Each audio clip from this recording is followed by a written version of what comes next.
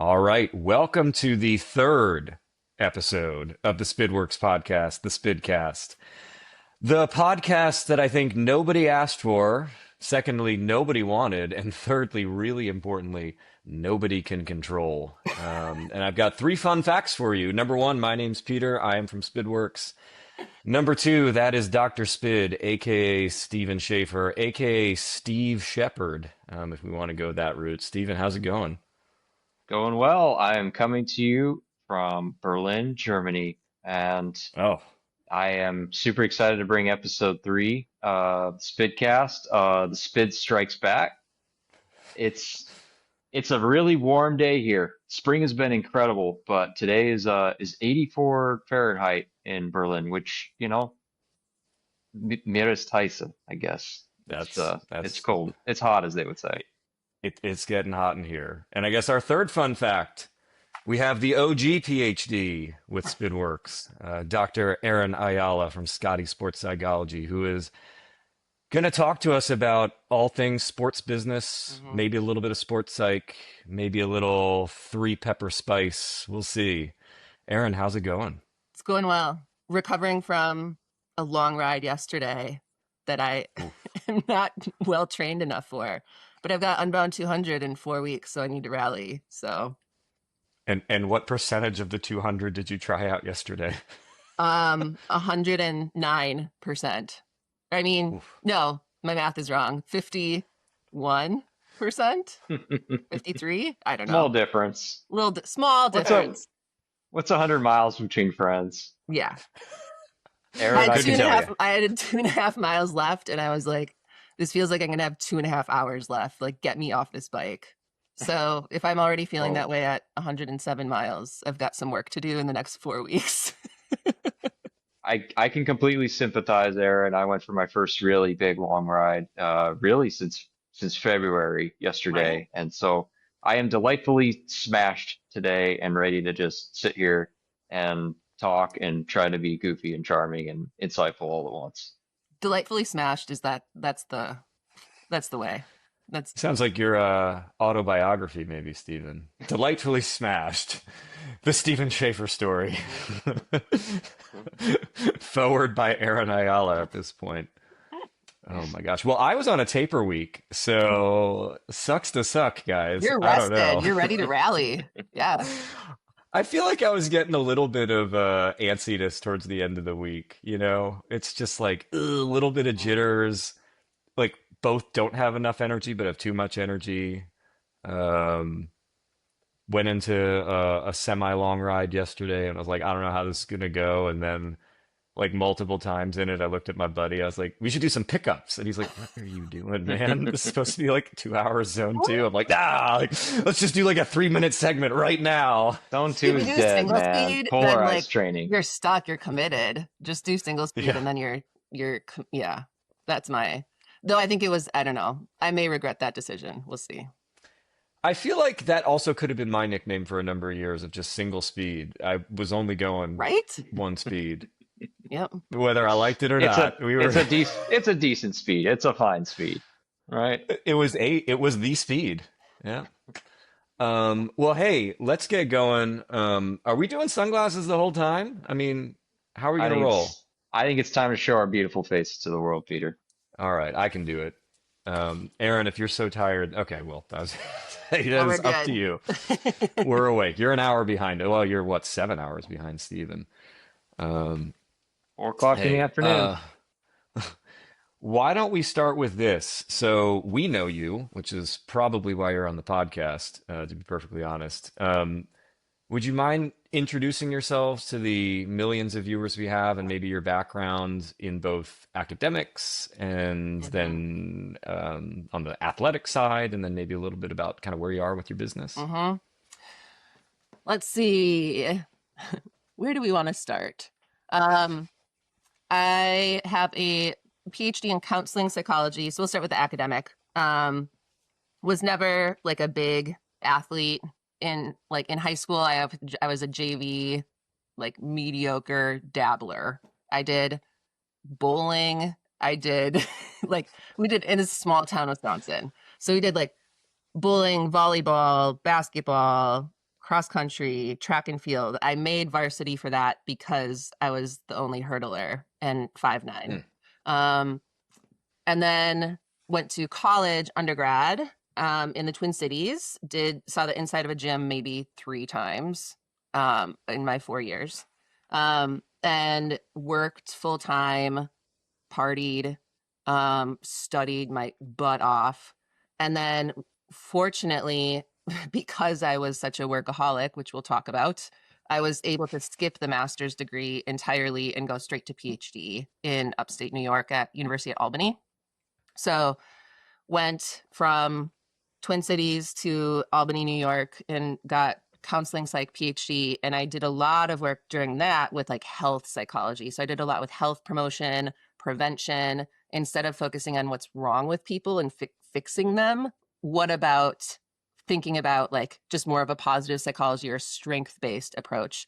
So that then turned into internship and postdoc in helping med students with self-care and stress management and health promotion. And then I was also an adjunct professor for a couple of years as a PhD student. And one of the courses that I taught was sports psychology. And in grad school, I started running for self-care because if I registered for a race that was intimidating enough, like a marathon, then I had to train for it. And that meant I had to set boundaries with like work and studying. So it essentially forced me to do self-care. And so then I started getting more into sports psych, health psych, etc. Did a bunch of training in research and stats. I'm a big stats and research nerd. Got a handful of publications and then decided to go the academia route, which is kind of what I was like, quote unquote, bred for as an academic in the program that I was in. So I did academia for a short time because one of my positions offered us to do 20% release time in clinical work in the community because I was teaching in a counseling psychology PsyD program. So they wanted their faculty to practice what we were teaching for future psychologists. I was being really picky because I've never seen myself as a traditional therapist. And I found a part-time gig in sports psychology and then picked that up. In the meantime, I had gotten from marathons into triathlon, worked my way up to Ironman triathlon, Lake Placid in 2015, I think it was. Moved to the Twin Cities in 2016, started the academia thing, hated swimming, and was a boss on the bike. So I just started riding more. Joined a cycling club because I didn't know any of the roads in the area, didn't know where I was going. And it was a bunch of dudes, of course. And they were like, have you tried racing? I was like, no. So they got me into racing. And then I got the racing bug. Started doing crits, road races, had to learn bike handling as a former triathlete, which that's important.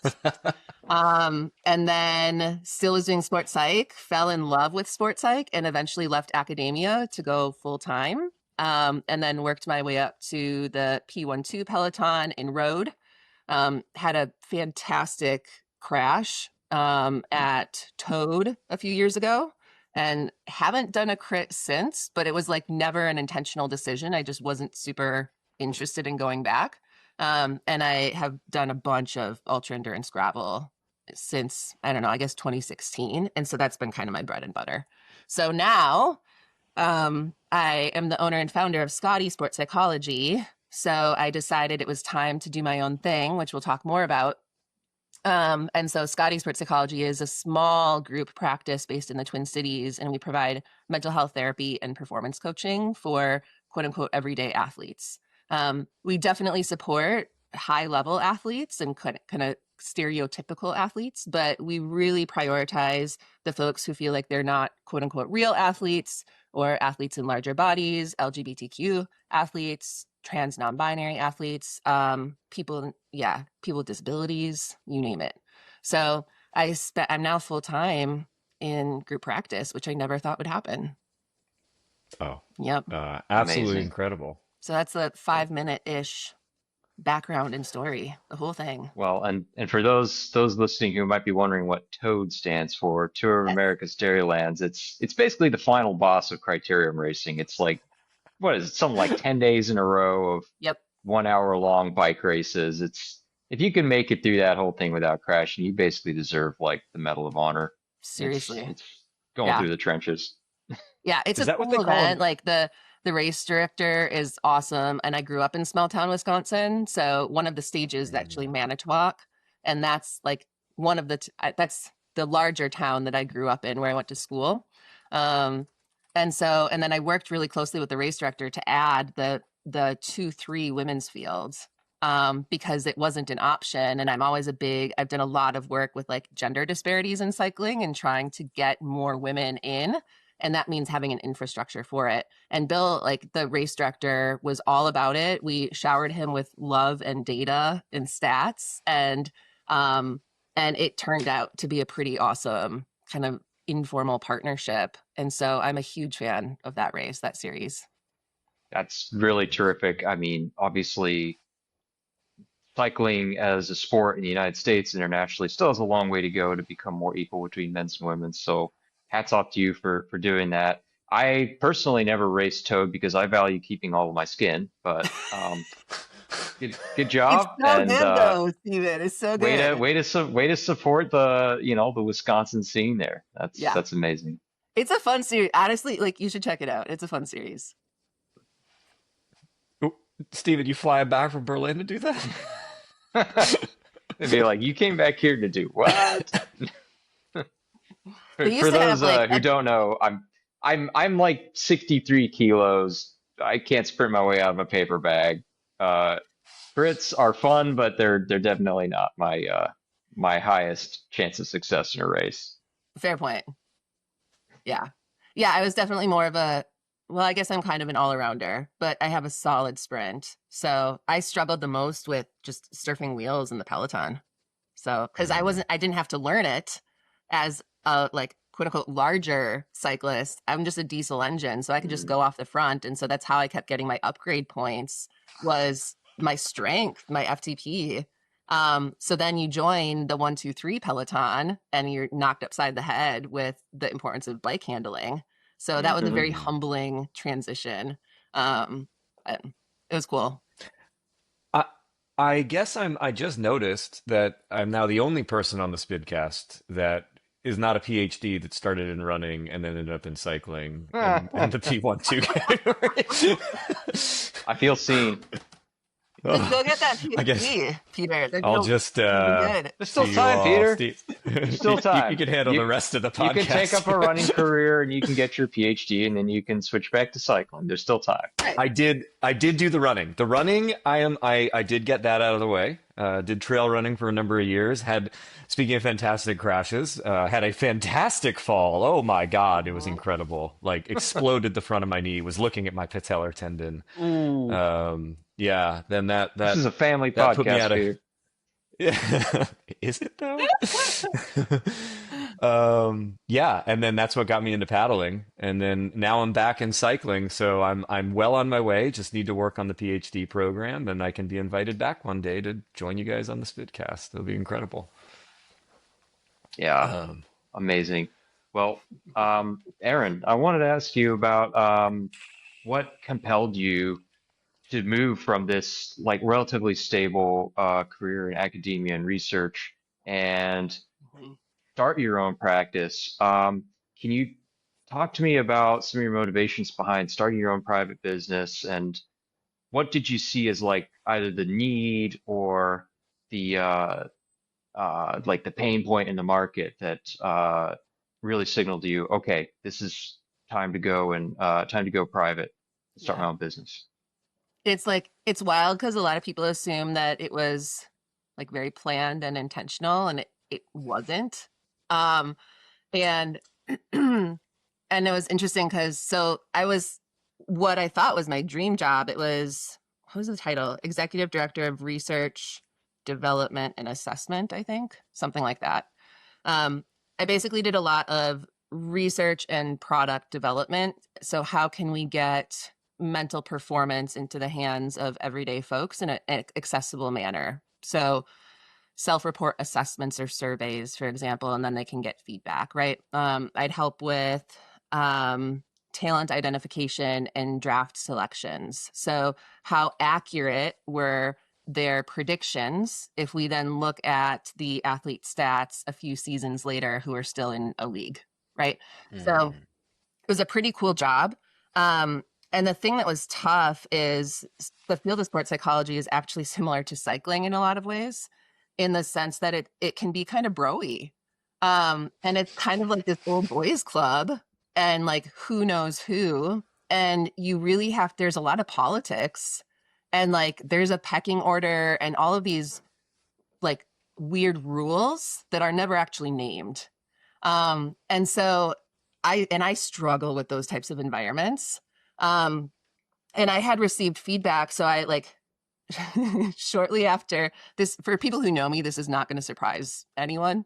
I right after my promotion to the executive team, I got feedback that their biggest concern was my lack of political savviness. I was waiting for that. Oh man. So they were concerned that essentially like I'm not a yes girl. So if I have a concern about something, especially if it comes to like integrity of data and statistics or who's being served and not served, I'm going to speak up. And that created issues. And so then the issues didn't go away when I became an executive. And one of the like the big catalyst for me deciding to do my own thing was I have again cycling. So I was friends and colleagues with the executive director of the Minnesota State High School Mountain Bike League. It's like NICA, but they've separated. And so I convinced my former employer to sponsor the league's races for the season. And we did this really cool thing called the chill zone, where we would set up these kind of like a sectioned off area on site. And so for people who aren't like in mountain biking, think of like a cross country running meet where you've got like the course tape and like a state park area, right? But now it's single track. And so toward the end, and there's like 100, no, not sorry, no, there'll probably be 50 kids in each heat and then 800 to like 1200 racing any given day. So you've got Wow. 6th to 12th That grade racers. is It's massive. it's massive, one of the largest like leagues in the country. And so all of the 6th to 12th graders and their families. So they're Mm. really big events. And what would happen, especially following the COVID pandemic, is the social anxiety for these kids was through the roof. And racing created a lot of stress when we didn't want that for the kids. So we created a sectioned off area shortly, kind of like a little further from the finish line, but easy enough. And so they could go there and basically no parents were allowed and no coaches were allowed. So it Mm. was only for the teen, for the kids. And then I often joke, like I was their bouncer. So I'd kick the parents out and I was very protective. And the reason why is because if you've got a kid who's having a bad race and then we call it the drop and flop, they'll drop their bike and just flop on the ground. They will be really upset. And then parents don't want their kids upset. So parents will be like, oh my gosh, what's wrong? What happened? Do you want some water? Do you need anything? And then everyone starts hovering and they're sending the message that something's wrong when really the kid just needs to work on feeling the feels of a bad race. Mhm. And Mhm. so it's a place for the kids to work on self-regulation, essentially, and to get away from the race day chaos and stimulation. And it was a really cool partnership. So I convinced them to do that. And we did it for a season. And then they came back the next year and they were like, will you do it again? So I went to my employer and I was like, can we do it again? And they're like, well, let's ask. It takes a lot of time. Let's pull the employees and see what they say. It's important to name that none of the executives have ever been to this event. I was the one who did the majority of the labor. So they were not Naturally. familiar with like what we were doing and how powerful it was. So we pulled the employees and this is where like I've got receipts to say what I'm going to share. One of the pieces of feedback was it's a complete waste of staff time. We should direct our energy toward other sports like hockey and football and basketball. And it was Mm. a comment that was like public, shared across the company. And um, and so then I brought up the concerns about team culture in the executive meeting. Because are we just going to let a comment like that fly? What's the message that we're sending? How is that affecting employee morale? And also the greater questions about what this means for community. We can't just do a partnership 1 year and then say like, nah, not worth it. And so I brought this up in a meeting, and one of the VPs looked at me and he's like, well, if I saw a comment like that, I just wouldn't let it bother me. Um, and that's when I Have was you like, tried not caring? yeah, exactly. Um, so yeah. And this is like, so again, this is coming from, a woman who's studied all sorts of stuff about like gender dynamics and cycling, gender It, dynamics in it the feels like work. the screams are coming from inside the house. Yeah. Like I've published on microaggressions, like I've got research on it. Yeah. And so I That's just looked at him and I was like, that is the most invalidating thing I've ever heard from you. And that was when I knew I was done. So but I didn't have a job. So I was like, and I had been on the job market for like 18 months. Mhm. And I wanted to go into like wearables and women's health and research, like Aura or Whoop or something like that. But that was when all the big tech layoffs started. This would have been Q4 of 2022. And like Meta, so I was in interviews with Meta, for example, and then, which in hindsight, probably good, I didn't end up there, but like hiring freeze, just like everything dried up. I was getting a bunch of interviews, making it to the final round, and then all of a sudden, crickets. And so then that meeting happened in, I want to say, January of 2024, or yeah, 2023. And then I was like, I'm done. So then I said, I'm just going to do sports psych part-time. It'll be like a side hustle until I find my quote unquote real job. But me being me, I like next thing you know, I've got a name, I've got a brand kit with a legit logo and colors and this and that. And then I start getting more phone calls. And the next thing you know, my books are full in 6 months. And then I've got a substantial wait list after a year. So I just never looked for a real job because I accidentally found it / created it. So to kind of get back to your question, Stephen, the pain point and the need in the market was like this like mission driven sports psych practice that's not broy, that could care less about the logos on the website and what teams or pro or Olympic contracts you've got, and cares more about like how are we giving back to the community.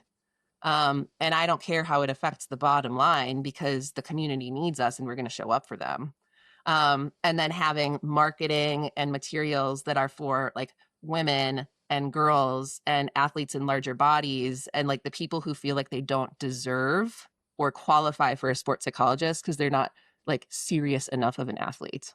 And so that became Skadi. And the thing that's really cool, in the moment it wasn't cool, but I had a 3-year non-compete, non-solicitation.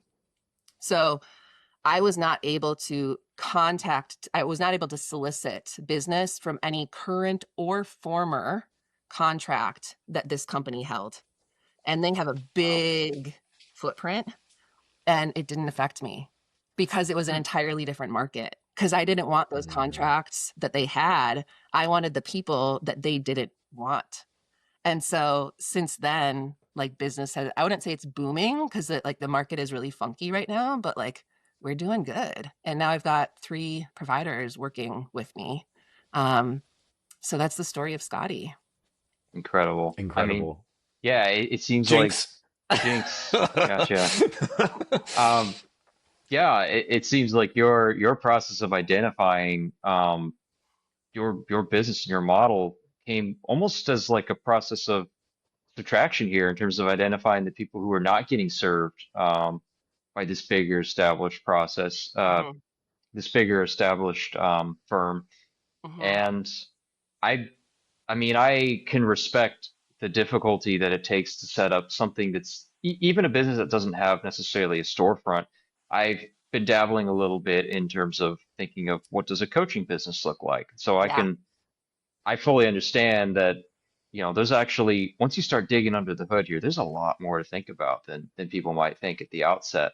Yes. So with Mhm. that in mind, I mean, can you tell me like roughly how long was it from when you decided, okay, I'm going to start this side hustle to now I've got paying customers and I think I can make this full time. Mhm. Probably, honestly, like just a couple months.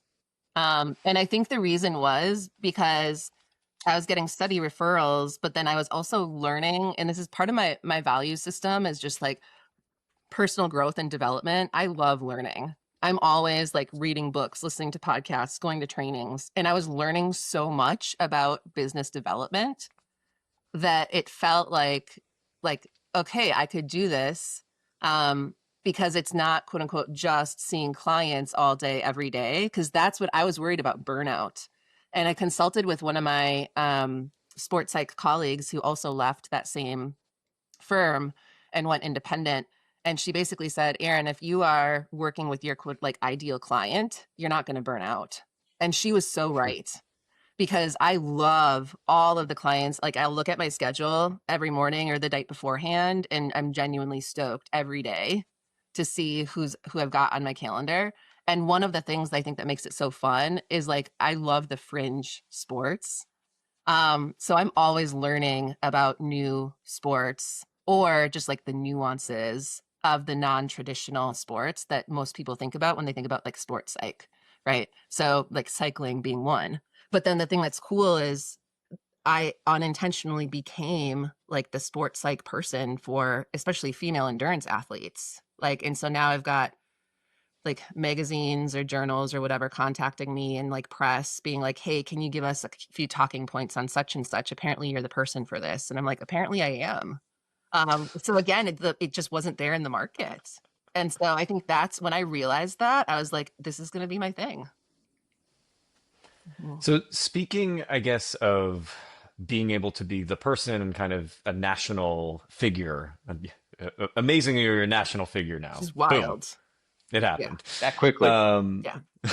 It didn't happen by accident uh, though. Yeah. hey, Spidworks was an accident too, Right. so there we go. Um, can you talk, I guess, about a couple things? Number one would be your ability as somebody that is kind of located in, a central location to the country, but also very inconvenient, I think, to both coasts where there's a lot of people. And then on top of that, it's like growing the practice, because Mhm. I know when Spidworks originally got linked up with you to do some workshops with our athletes and things Mhm. like that, I'm pretty sure back then it was just It was you. just me. Hmm. And then here we are, several years later with a whole business is booming ecosystem of Scotty. So yeah, I'm Hmm. curious to know how you figured out and how you've done the national exposure and then how Hmm. you've handled growth. Yeah. It's really tricky with the mental performance field and sports psychology field, because so some people in sports psychology are licensed as mental health therapists and some aren't.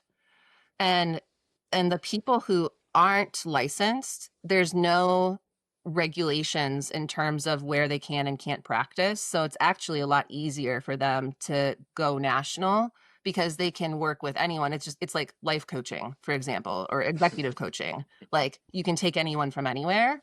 Um, but once you're working with a license in like mental health therapy, but this also applies to, physical therapists, physicians, you're bound by the state guidelines and regulations, and your license is specific to that state.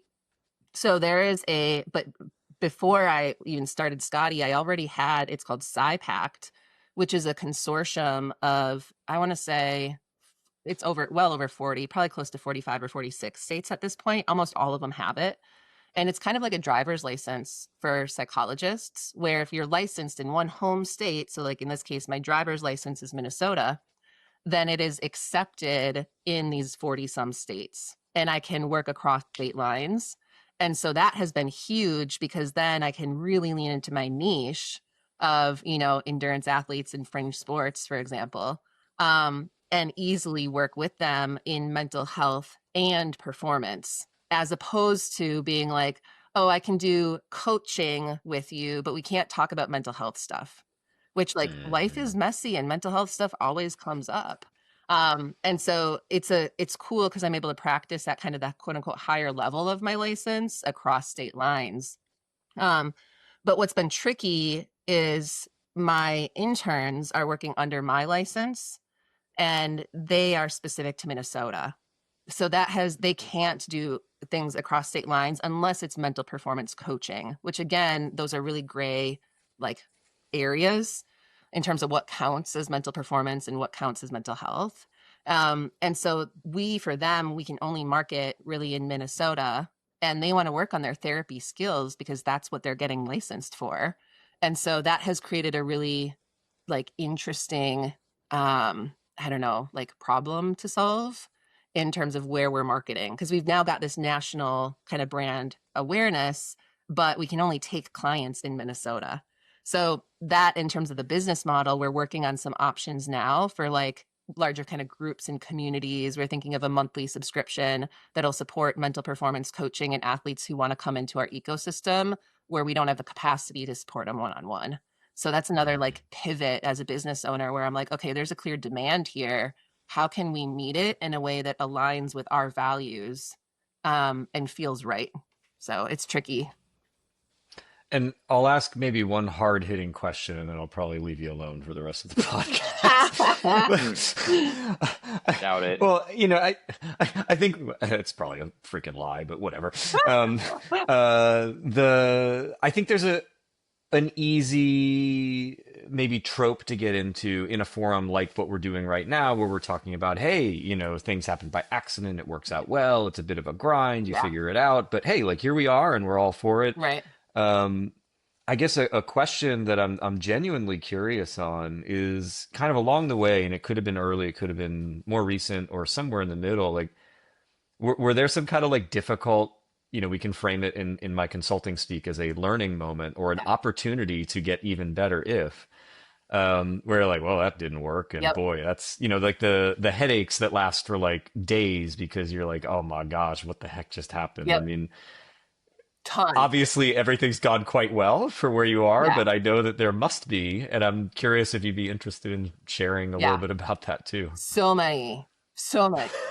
And I love this question because it's so important, because it also there's parallels to like what I say to my athletes, right? Like you're gonna make mistakes. If you're taking risks, you're gonna make mistakes. And then that's how you learn from them. And if you spend all your time trying to like wait until the time is right and the recipe is perfect, like you're not gonna like nothing's gonna happen. So it's like embracing this messy action, knowing that you're gonna stumble along the way, and then not getting caught in the self-criticism spiral, which a lot of athletes do. So I've had a couple of let's see, I've had a couple of very expensive mistakes. Which like bless my spouse for having a stable career with benefits so that I have the ability to make expensive mistakes and learn from them. So one really expensive mistake, we were really excited to launch this like online course for injured athletes. So we spent a whole bunch of time working on the curriculum. We wrote up lessons and modules. I did like videos. We did all of the things. I paid my team to help develop these materials, and we thought it would take off, and we sold one. Mm. So like that was a big like, and then after kind of I'm in a lot of different like coaching groups as well to support my continued development and growth. And one of the group like leaders was like, that's why you don't build a course before you start selling it. And I was like, what? That doesn't make any sense. Why would you start selling something before it's built? But that's like an industry thing. Why invest all of this time and money if you haven't yet tested the market? So that was a really expensive mistake. Another recent one was Minnesota has a law about sick time for employees. And if you have a W-2 employee, even if they're part-time, you have to offer them a certain amount of sick time. And I didn't even know about this policy until like 2 months ago. And I was like, oh, okay, let's implement this. So it's like learning it, because like no one teaches you how to be a business owner or run a No one, private business. no one hands you a step-by-step No guide one on how to hands you a start your own manual. business, and hire employees and provide benefits. Exactly. Yeah. Maybe you can ask ChatGPT, but that's Right? about as close as we get these days. I know. Yeah. Hmm. Jeez. Yep. Well, maybe speaking a little bit about hits and misses, I want to ask you some questions about marketing and how you sort of really worked on positioning Scotty, and in particular, like how did you identify clients and then position Scotty to try to bring on a particular type of client? I guess maybe before you answer that, how would you define your clients in general? And do you have like a quote unquote ideal client Mhm. for Scotty? We have, I don't know if I can remember all of them. We have 4 client avatars. Um, and so, and they're, let's see if I can remember them. They're basically like very specific descriptions of the type of client who tends to come to Scotty. Um, one of them is, I think we call it the trailblazer, is kind of this like a person who is frustrated with like the toxic parts of sport and doesn't want this kind of, broy stereotypical like mental toughness, pain is weakness leaving the body, just think positive and believe in yourself. Like that doesn't work for people in, especially people with disabilities, people in larger bodies, girls, women, trans athletes. Like, nah. So that is one. um these are like the people who want someone who understands and recognizes all of the isms in sport and how sport can give and it can also take a lot. So that client wants to be a part of sport, but is sick and tired of all the bullshit, and wants someone to help them navigate it. So that is, I'd say, a pretty large portion of our athletes at Scotty. We also then have the people who are in like transitions. And I can't remember what the name for this avatar is. These are the people who are revisiting their relationship with sport and feeling a good amount of like grief and loss and confusion because of like their relationship has changed so drastically in one way or another, and it may not have been intentional. So it may have been like a lot of just like life stuff happened and they haven't been able to train in the way they used to, or they lost a big opportunity that they thought they were going to get, or they're like just more of that like existential types of things. um and then we also have the kind of the folks dealing with a lot of like injuries or complex health concerns where they may not feel like they're a real athlete anymore, or they're worried about like being able to come back to sport. And then I think the fourth one is like the anxious achiever perfectionist, who's putting a lot of pressure on themselves, and they know that they're getting in their own way, but the harder they try, the harder it gets. And so they're like they're kind of like this pressure cooker of like, I need more tools, I need solutions, like I've done all of the things and it's still not good enough, what do I do? um so those are, I'd say, kind of our 4 client avatars. Yeah, I can sympathize with the anxious achiever type. That was me Totally. to a T, I would say, Totally. when my younger years, probably my Yep. grad school years, where I just felt like I absolutely had to say yes to everyone and try to achieve for everyone. And eventually I think it really drove me to undiagnosed depression. Yes. And it took me quite a while to dig out from that. Yep. And I think if I had known of resources like Scotty at that time, or if I'd been plugged Yeah. into that, or if Scotty had existed back then, Right. uh, it would have made a tremendous difference in my development as not just Mhm. as an athlete, but as a person. So Yeah. these are some super important types of people that are, I can see, are not being served by a lot of the established businesses. So Right. tell me a little bit about how you then position Scotty through branding to reach out to these people, attract them, and retain them. Yeah. um it's like, so my growing up, my dad was a restaurant owner, um total entrepreneur, total workaholic. Um, and he taught me a lot of lessons, which I wanted nothing to do with at the time, but now can look back and being like, yeah, he really knew like he was good. And one of the things he really taught me was just the importance of networking and relationships, and like genuine relationships. Like networking is not transactional. You develop the relationships over time, you take care of them, you maintain them. So I'll give you an example of what this looked like for him. He had a lot of regulars who would come to the restaurant, and he knew their names, he knew their orders, he knew the names of their kids and their grandkids. And he would actually, for some of them, I'll never forget, like he would sit down in the booth with them and just visit with them for 10 or 15 minutes. And my mom would always make fun of him, being like, what are you doing over there? You know, like, and he was developing the relationships, and it worked. People trusted him. And so that's the approach that I've taken with Skadi, is just like networking like a boss and really maintaining the relationships and sending referrals to people all the time. And then whenever I get referrals, like taking really great care of those folks. If, you know, books are full, but then someone in the community is like, hey, I've got someone who really needs your support, like I will make room for them. So it's really like taking care of the community.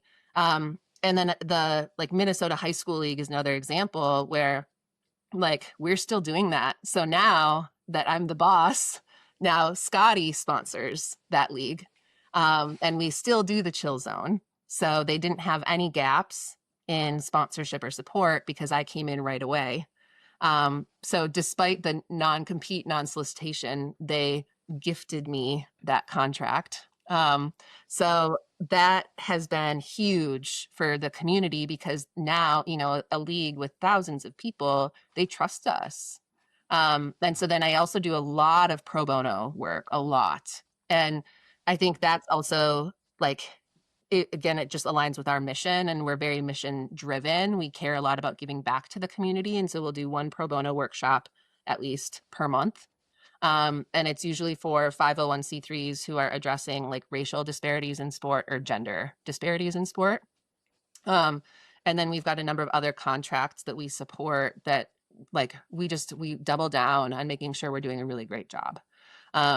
So I think it's like the marketing has honestly been, and it's cool because when we look at, I've got like so many spreadsheets and graphs to kind of monitor how are we doing, and referrals come from all over.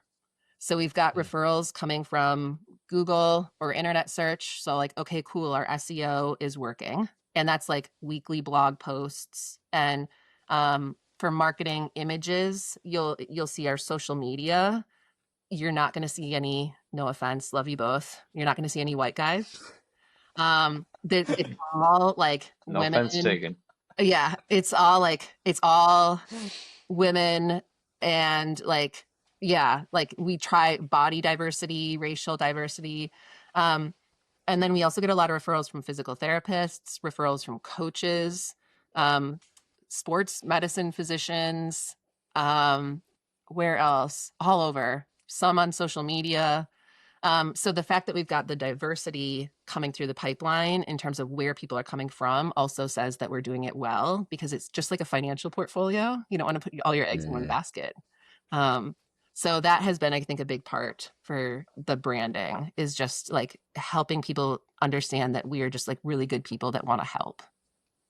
I think it's really amazing that you've built this brand, and to a large extent you're marketing through just good old-fashioned networking, and yet you have a lot of data and process behind it in a way that you figured out how to really put numbers on networking, which is a cool trick. And It's I would cool. love to learn from you in more detail one of these times. Because Absolutely. I freely admit I am actually pretty terrible at networking, and that's an area where I could really improve a Yeah. lot. And it's one of those things, it's like, I think there's a lot of stereotypes about like, and my dad was kind of the stereotypical like networker, like really great, like woo schmoozing, like makes everyone feel like $1 million. And I'm also like pretty extroverted. But I've also since learned the power of networking. Like really it is about just developing really genuine relationships with people and taking care of them. And then I emailed a lot of people, especially when I first got started. and just offered to take them out to coffee or lunch and learn more about their business. And some of those folks I still refer to regularly, and vice versa. Hmm. I'll never say no to So I coffee. said, well, that's also Right? true. I had mine this morning.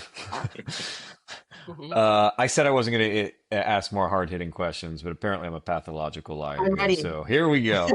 Um, and I was thinking about this actually as you were just talking and kind of outlining some of your avatars, and then Mhm. previously, just saying, hey, we're kind of going for that segment that's not maybe as served. Mhm. You have your own kind of persona, which is an elite athlete that does these crazy things and has the street cred. I mean, you've got street cred, obviously, Yeah. on the PhD side and academia, but like you've got legit street cred. I mean, you're talking about doing Unbound on a single speed, or Yep. it's like, I mean, this is crazy. Yeah. Do you think, and this is like, honestly, I feel like some of this is gut. Maybe you have the numbers to back it up. Do you think that that is a big part of the draw of people coming in is like, yes, Erin has this bona fide background, Mhm. but she also gets the sports side. Mhm. Um, I mean, like, how much do you think that weighs into the draw of the business? Yeah, I think it's a combo. Um, because I get so many like cyclists, like that's the number one. If I were to track, and I have the data, I haven't looked at it in a while. Um, but like, yeah, so many cyclists are on my caseload. And even, like, or like people who work in the industry where they're like, they tried traditional therapy and it was not for that because it was so hard to explain what the industry is like. Um, and so I think that, like, I think it's the combo of the credentials and the letters behind the name and the street cred, like the experience. Because then they don't have to spend the time trying to teach someone the sport and explain like what it Yeah, feels like to try to bridge in like a race when your legs are dying and you're so right. close but so far away. Like Mhm. to try to explain like just like the tactics and the dynamics of like especially like the road scene. Um Yeah. so yeah, so I think that helps a lot. And the thing that's interesting is like one of my interns now, she's going full time in a few weeks, which is going to be so cool. She comes from a gymnastics background, and so she's pulling in more gymnasts, figure skaters, dancers. But one of our local, there's a fencing club. And we found like it was the first person found us through Google. And then I talked to, they wanted someone who took insurance, which is not us.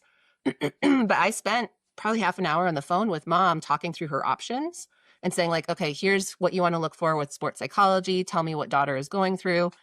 Long story short, she ended up going with us. And now that club has sent us probably 5 more of their athletes. And so now Lori is like a really great fencing expert. And she went to the club to watch a tournament and to learn about the nuances of the sport. So I think it's cool because you don't necessarily have to be like have participated in the sport. I think it helps. But if you have an appreciation for the culture and like the nuances and you know the jargon and the terms, that helps a lot. And clients really appreciate that. So It's funny you mentioned that because I remember when I did explode my knee years ago, the orthopedist was like, "Yeah, I mean, do this, do that. You'll get back into being able to walk around within a month or two, and then probably about 3 to 6 months you can get back to running." Because the orthopedist is like, yeah, I mean, the orthopedist is looking at that from kind of like, They a, don't hey, get this it. is like a Yeah. no, yeah, right. no, but and this is a professional who's worked with pro sports teams Yeah. in DC area, great guy. Yep. I think that was largely on point, but what was totally missing was like, okay, the demands of doing a more intense trail running at Yeah. endurance levels that people are not necessarily used Yep. to, and like it's just totally, and I can't imagine now.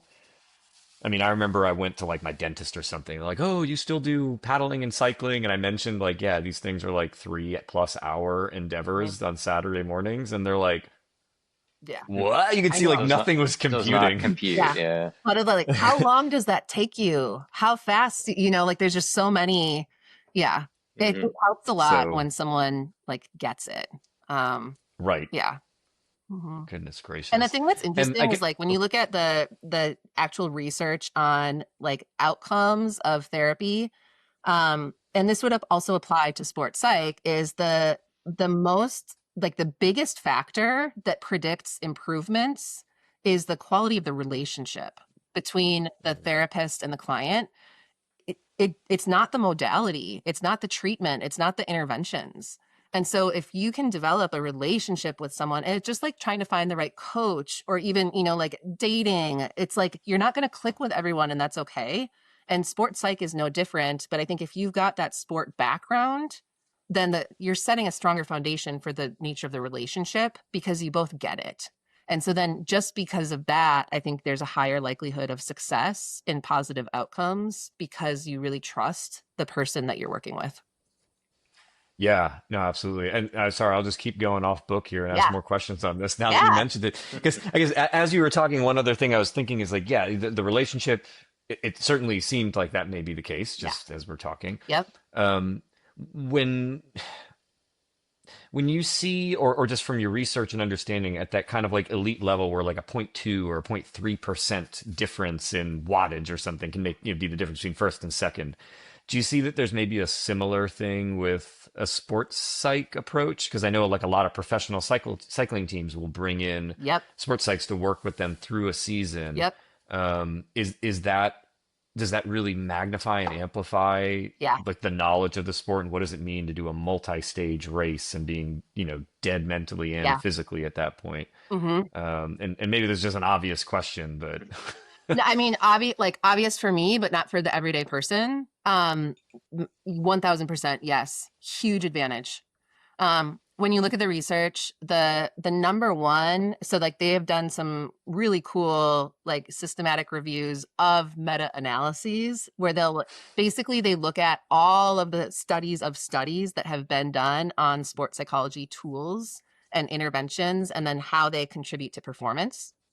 The number one is mindfulness meditation, which sucks because it's super underwhelming and like it's boring, but there's so many, and it's honestly it's just like fitness. Like if you want to like increase your FTP, for example, you've got to put in the reps and consistency over intensity. Like if you go out once a week and try to blast yourself, like cool, good luck, like you're not going to move the number very much.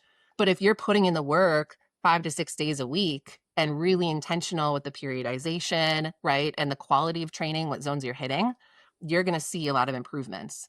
And the same thing happens for mindfulness meditation. If you're doing it consistently, then you're building the neural connections needed to then apply those skills in the peloton when you feel like you're dying. And the reason it works is essentially you don't get hooked by the negative thoughts or feelings or sensations in the same way. So like let's say, Steven is like in a break and and like he's starting to struggle, or you feel like a little bit of that like pull of like, am I cramping? I hope not. Like it, someone who has not done any mental work might be more likely to be like, oh my gosh, what's wrong? And then they're going to start to spiral of like, maybe I need electrolytes, maybe I need to fuel, maybe I need to ease up. Well, what about this? Well, how is so and so feeling? And then it just like cue the thoughts, and all of that energy is wasted. As opposed to someone who's doing mindfulness like consistently, he'll be able to just be like, oh, that's interesting. And then kind of take inventory, like how am I doing with hydration? Like, yep, we're good. And just stay in the moment.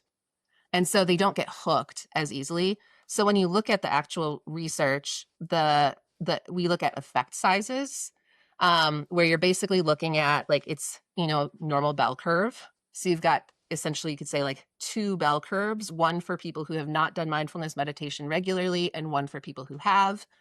The difference is 1.3 standard deviations, which is huge wow. in psychology research.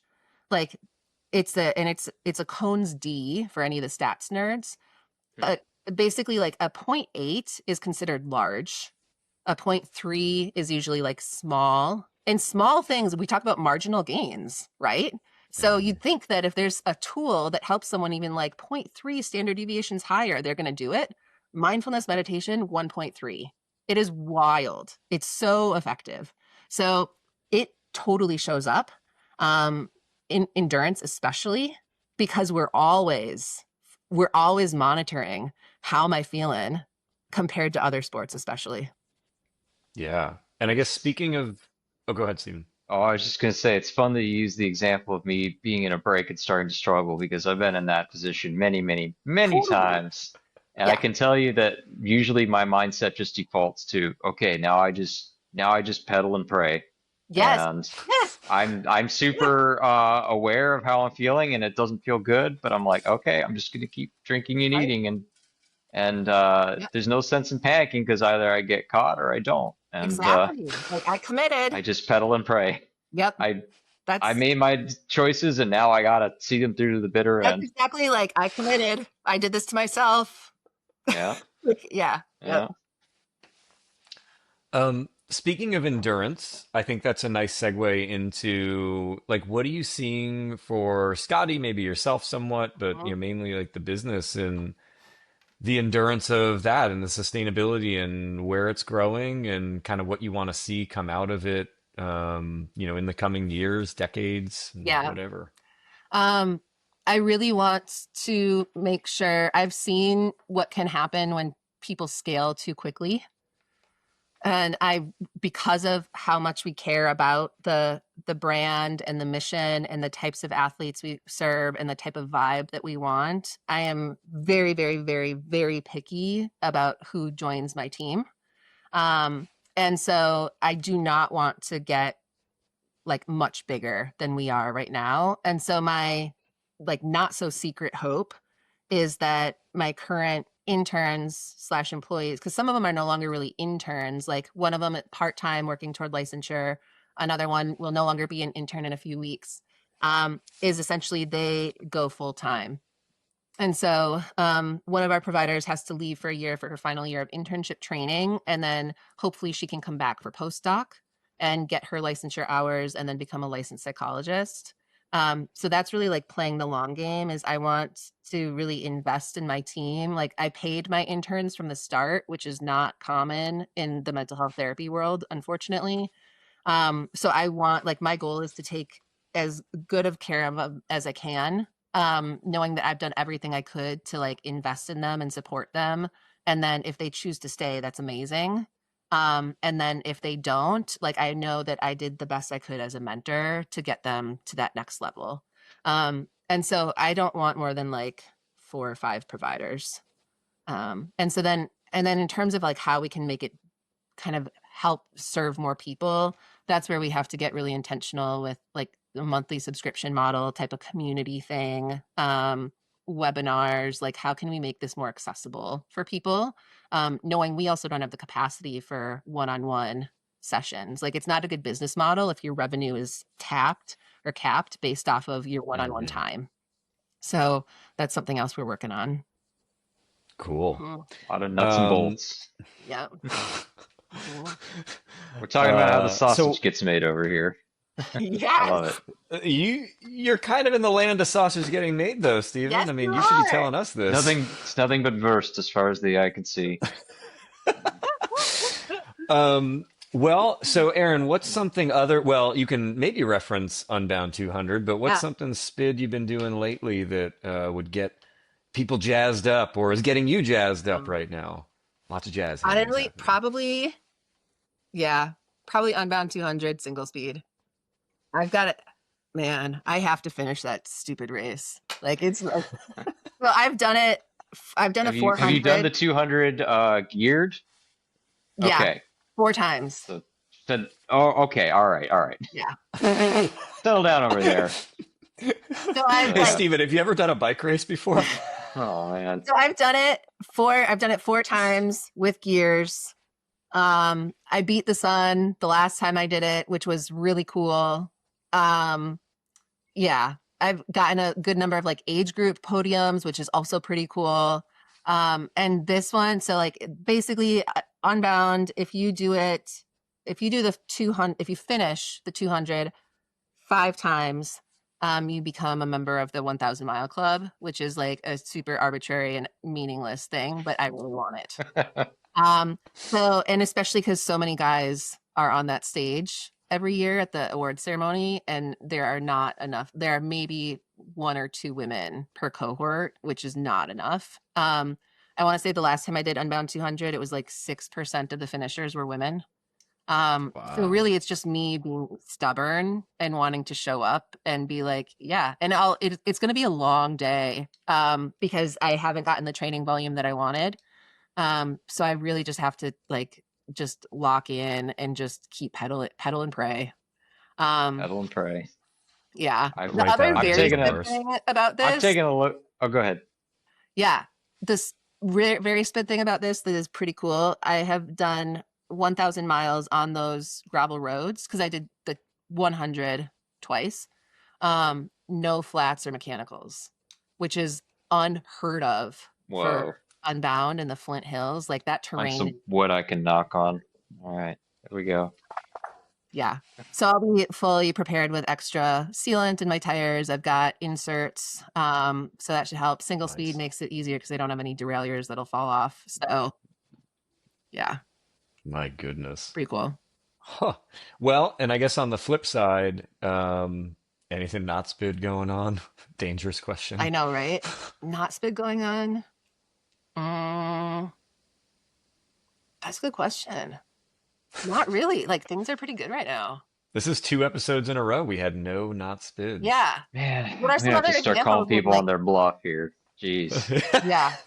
I mean, I guess not spid is like I'm not as trained as I want to be for these events, Hmm.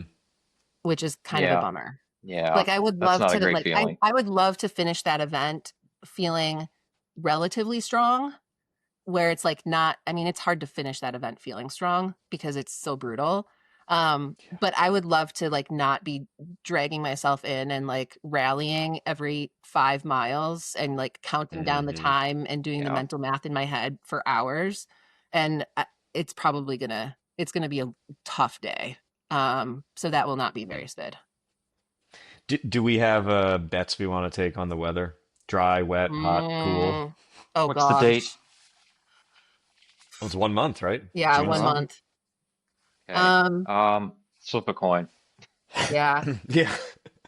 Hopefully it's not too hot. Um, it's tough. I don't know if I would pick wind or heat. Which one's worse? They both suck for different reasons. Yeah. Man. Hike a Yeah. bike, honestly, is not like 2023 was really muddy. Um, Hmm. and it gets you off the bike, so it's just it takes more time. But it's not awful. You just keep rolling and eating until the mud is gone. Um, Yeah. so we'll see. What random question, what pedals do you run? Do you run like the mountain bike style pedals or Yeah, SPDs. I've got the Garmin Power pedals because then I can nice. swap between my single speed and my geared bike. Very Ah, good. yeah. Yeah. Praying for dry. Hmm. Praying for dry. Dry, moderate, maybe a little overcast so you're not Oh, that'd be burning. amazing. Yeah. That'd be, Chef's kiss. yeah. So Mhm. good. Yeah. All right, Steven, I think it's your time to take over here.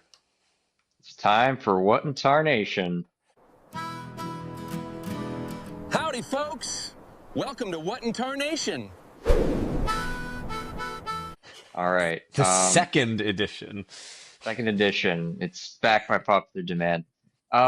What's your all opinion on asparagus?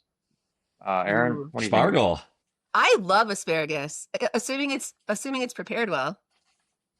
And Do you Peter, want me to give you, do you want my honest opinion on asparagus? Yeah. please don't hold back.